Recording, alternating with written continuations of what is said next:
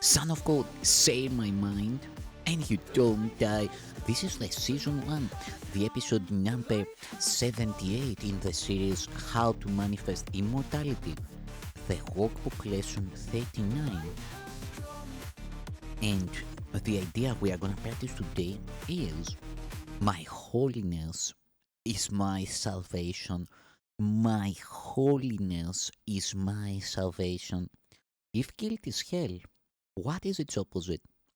Like the text for which this workbook was written, the ideas used for the exercises are very simple, very clear, and totally unambiguous.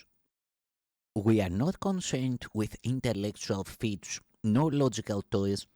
We are dealing only in the very obvious, which has been overlooked in the clouds of complexity in which you think. If guilt is hell, what is its opposite? This is not difficult, surely. The hesitation you may feel in answering is not due to the ambiguity of the question, but do you believe that guilt is hell? If you did, you would see at once how direct and simple the text is, and you would not need a workbook at all. No one needs practice to gain what is already his. We have already said that your holiness is the salvation of the world. What about your own salvation? You cannot give what you do not have. A Savior must be saved. How else can he teach salvation? Today's exercises will apply to you, recognizing that your salvation is crucial to the salvation of the world. As you apply the exercises to your world, the whole world stands to benefit. Your holiness is the answer to every question that was ever asked, is being asked now, or will be asked in the future. Your holiness means the end of guilt and therefore the end of hell. Your holiness is the salvation of the world and your own. How could you, to whom your holiness belongs, be excluded from it? God does not know unholiness. Can it be he does not know his Son?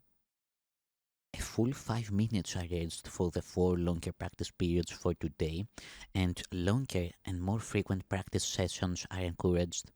If you want to exceed the minimum requirements, more rather than longer sessions are recommended, although both are suggested.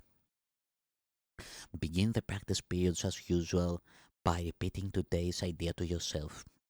Then, with closed eyes, search your unloving thoughts in whatever form they appear: uneasiness, depression, anger, fear, worry, attack, insecurity, and so on.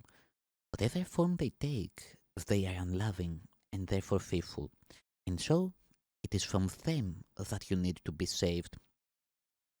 Specific situations, events, or personalities you associate with unloving thoughts of any kind are suitable subjects for today's exercises. It is imperative for your salvation that you see them differently, and it is your blessing on them that will save you and give you vision. Slowly, without conscious selection and without undue emphasis on anyone in particular, search your mind for every thought that stands between you and your salvation. Apply the idea for today to each of them in this way. My unloving thoughts about are keeping me in hell. My holiness is my salvation. You may find these practice periods easier if you intersperse them with several short periods during which you merely repeat today's idea to yourself slowly a few times. You may also find it helpful to include a few short intervals in which you just relax and do not seem to be thinking of anything. Sustained concentration is very difficult at first. It will become much easier as your mind becomes more disciplined and less distractible. Meanwhile, you should feel free to introduce variety into the exercise periods in whatever form appeals to you. Do not, however, change the idea itself as you vary the method of applying it. However you elect to use it, the idea should be stated so that its meaning is the fact that your holiness is your salvation.